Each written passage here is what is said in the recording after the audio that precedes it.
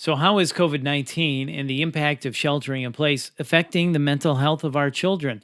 And as a parent, what do you need to know to help manage stress and anxiety for our children during the COVID-19 pandemic? Well, let's find out with Dr. Cindy Greenberg, a pediatric medicine specialist at MarinHealth. This is the Healing Podcast from MarinHealth. I'm Bill Klaproth. Dr. Greenberg, thank you for your time. It's great to talk with you. So we are all under stress, and our children are under stress too. And I heard that 30% of children 18 and younger will have PTSD from this pandemic, compared to 20 to 25% of adults, meaning this is weighing heavier on them than it is on we adults. Is that true? It was a study that was done in 2013 looking at children and what happened when they were put under quarantine. And the quarantine was from 2 to 3 weeks at that time, and it showed that there was 30% PTSD. Children were having problems with sleep and concentration and eating and activity. It was a very well done study also. So it's good to know the effect of what these stay-at-home orders could be having on our children.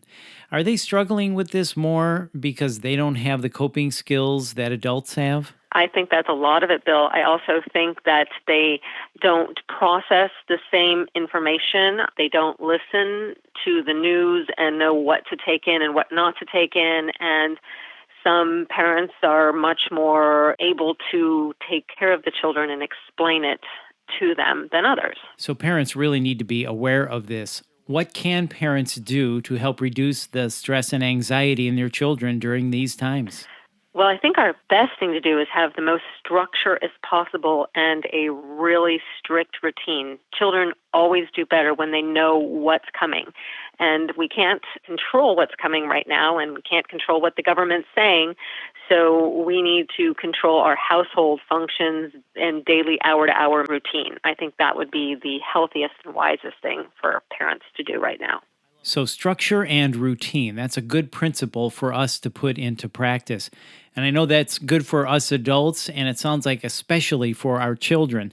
So can you give us an example of what this structure would look like throughout the day? We just want to get up at the same time every single morning as much as possible. Do your daily hygiene. And then one thing that is really helpful is 10 to 15 minutes of movement. We used to move, get in the car, do things, get up, down.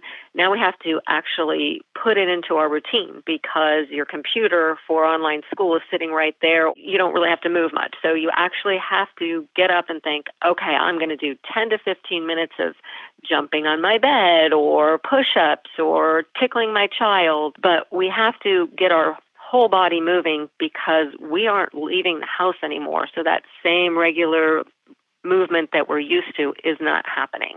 So those are really good guidelines for daily structure and routine. Get up at the same time every day, pay attention to your daily hygiene, and then 10 to 15 minutes of movement every day. So then can you give us an example of structure and or routine for different age groups? Absolutely. So I would say that a small person just needs their mom and dad to dance with them, tickle them, where a elementary school person might need a jump rope or might need some music. High school person might need a challenge where we're doing our planks and we can do a side plank, front plank, back plank.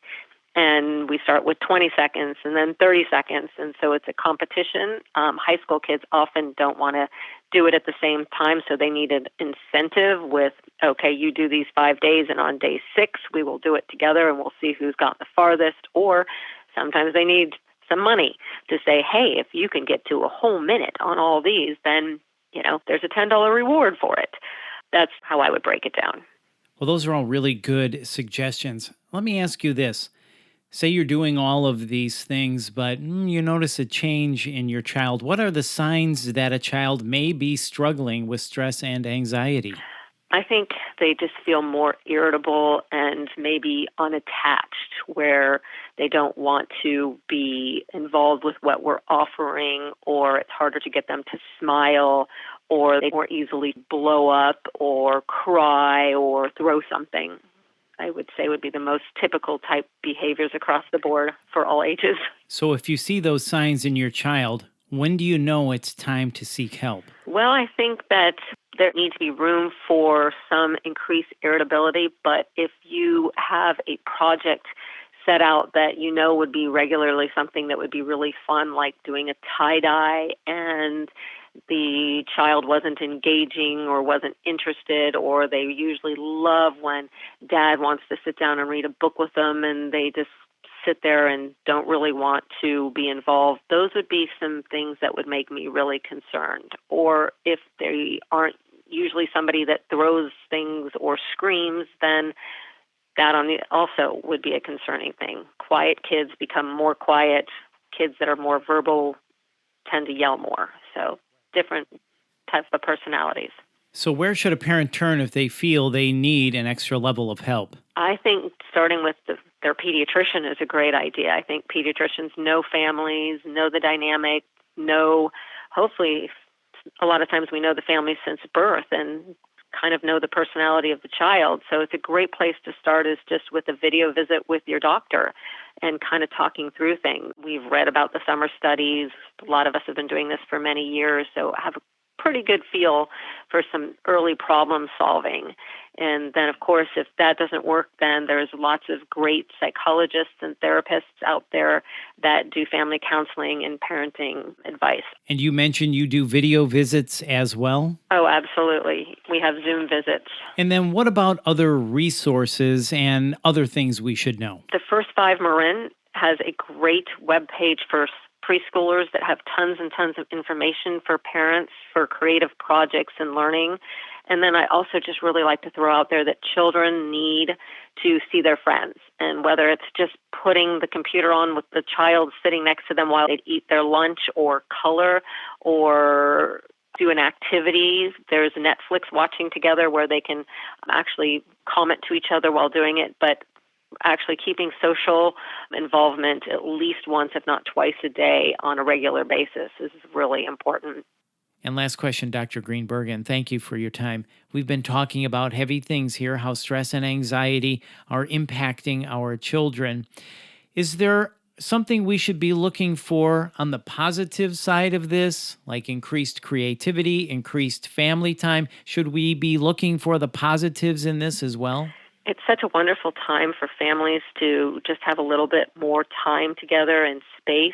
And I love the idea of families telling stories together. And we used to do ad-libs as kids, which is just making up jokes and baking and cooking and coloring and drawing, or just walking outside and collecting leaves. There's just so much more time we could be creative together. And I love that about this time for all of us.